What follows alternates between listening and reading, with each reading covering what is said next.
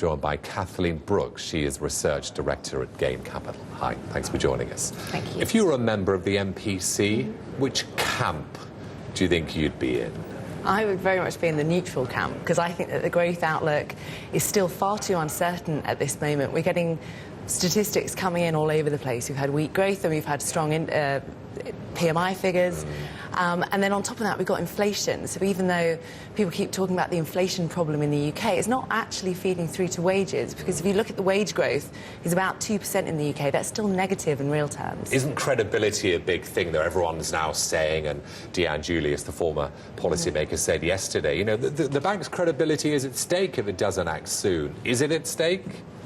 I don't think it is. I don't quite buy that argument, because that's headline inflation that our bank look at. If you look at core inflation in the UK, it's actually running at about 1%, which is actually below the bank's target of 2%. So if we look at, when we look at you know, what's actually driving inflation, well, it's commodity prices, and headline inflation is going up all over the world, not just in the UK. So I don't think it's just the Bank of England's fault. So you're neutral, so that means no moves on rates. Forget QE, that seems to be in the background now, doesn't it? So when should and could the bank move on rates? Because the market's beginning to pencil in 1, 2 or 3 rate hikes possibly this year. Is that getting a bit ahead of themselves? I think absolutely. I think it is getting too far ahead of themselves. I mean, there's 90 basis points priced in now for the next 12 months. That, to me, seems like an awful lot. They're looking for the first rate hike in the spring. I think probably they'll wait till the autumn, which could have massive effects on sterling, of course, because that's what's really driven the pound.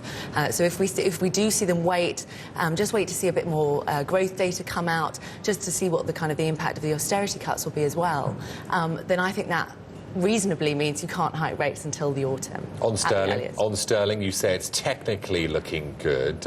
It's a good time to buy, is it? I think today is essentially not really much of a game changer. So sterling is still in an uptrend, so it could still move higher. Gains seem to be capped at about the 162 level.